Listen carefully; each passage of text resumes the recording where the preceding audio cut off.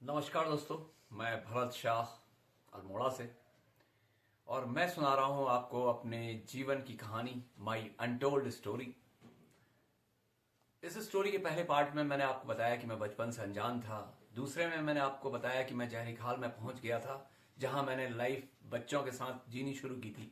और जब मैं ये बच्चों को समझ पाता तो पिताजी का ट्रांसफर हो गया था, किलकलेश्वर पहुंच गए थे, टेरी गढ़वाल।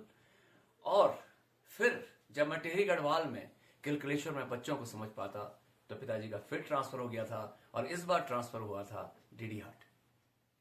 डीडी हाट के लिए हम लोगों ने फिर से सामान समेटा।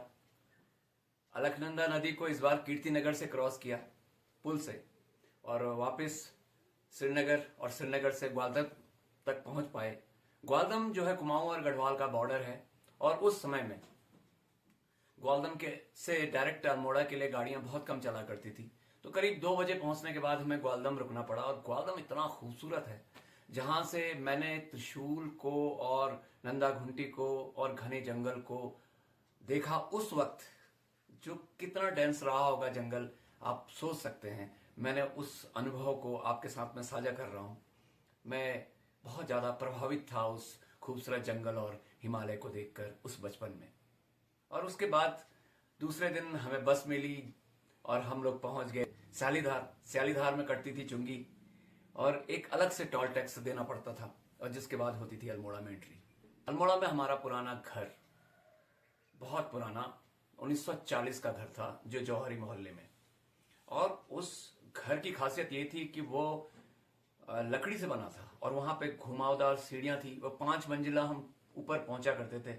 और ऊपर जो छत थी वो आ, पत्थर की स्लेट छत थी, और विश्वास नहीं होता था कि 3 स्लेट्स, बड़ी बड़ी स्लेट्स, कैसे ये 5 मंजिले घर में ऊपर पहुंचाई गई होंगी। और हम छत में चढ़ के पूरे अल्मोड़े का दृश्य देखते थे। सुबह का सनराइज जो बानड़ी देवी से होता था, सामने चर्च घड़ी दिखलाई देती थी, और इधर पश्चिम में स्याही देवी का मंदिर दिखलाई देता था, और इधर पीछे की साइड में अपना कैंट दिखलाई देता था। तो एक तरह से पूरे अल्मोड़ा हमारे सामने हुआ करता था। खैर, घर में उस वक्त गैस सिलेंडर नहीं हुआ करता था। जो ऊपर हमारा किचन था उसको लीपा जाता था गोबर से, और उसके बाद उसमें लकड़ी से खाना बनता था। और वो लकड़ी मार्केट से आती थी। मार्केट से मतलब समझिए 2 रुपए में गट्ठर मिलता था। फिर बनाया जाता था खाना। पीतल के बर्तन हुआ करते थे, और इस तरह से कुछ एक ट्रेडिशनल जो किचन था वो चलता था। जो मेरे ताऊजी थे वो जॉब किया करते थे विवेकानंद एग्रीकल्चरल इंस्टीट्यूट में, जिसका नाम अब है, उस वक्त कृषि अनुसंधान शाला एग्रीकल्चरल इंस्टीट्यूट हुआ करता था, जिसके संस्थापक थे मिस्टर बोसी सेन, जो कलकत्ता से आए थे और एक साइंटिस्ट थे। उन्होंने यहाँ पे क्रॉप्स पे रिसर्च करना शुरू किया था। तो उसके लिए उन्होंने हवाल बाग में एक रिसर्च सेंटर स्थापित किया था, जहां पे हमारे ताऊ जी पैदल जाया करते थे। तो उनके साथ मुझे भी बचपन में घूमने का मौका मिला। इस तरह से बचपन के दिन गुजरते रहे। मैं देखता रहा, अल्मोड़े को समझने की कोशिश करता रहा। तो फिर उसके बाद डीडी हाट पहुंचा। डीडी हाट में एक नॉर्मल स्कूल में मेरा एडमिशन हुआ, जहां के लिए करीबन 1 किलोमीटर पैदल जाना होता था। नए दोस्त बनाने, नए दोस्तों को समझना, उनसे बातचीत करना, और नए टीचर, नए स्कूल, नई किताबें, सब कुछ नया नया। फिर उसके बाद वहां से जो दिखता था हिमालय, बहुत अच्छा दृश्य दिखता था नेपाल पर्वतों का। और सामने चिपलाकोट एक पहाड़ था, ऊपर टॉप में मलयनाथ मंदिर था, जिसमें शिव का एक मंदिर था। वहां भी हम पैदल जाया करते थे। एक वॉक करते थे हम वहां से अस्कोट और नारायण नगर को, जहां पर पिताजी कहते थे कि तेरा जन्म हुआ है, और वो पुराने घर को दिखलाते थे जो कन्याल साहब का था। लेकिन मुझे कुछ भी याद नहीं होता था। मैं सिर्फ कहता था अच्छा।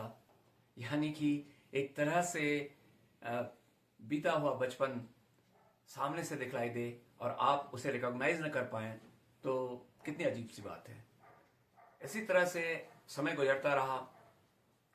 1 साल भी पूरा नहीं हुआ था कि पिताजी का ट्रांसफर कहीं दूसरी जगह हो गया, और स्कूल से विदाई होने लगी।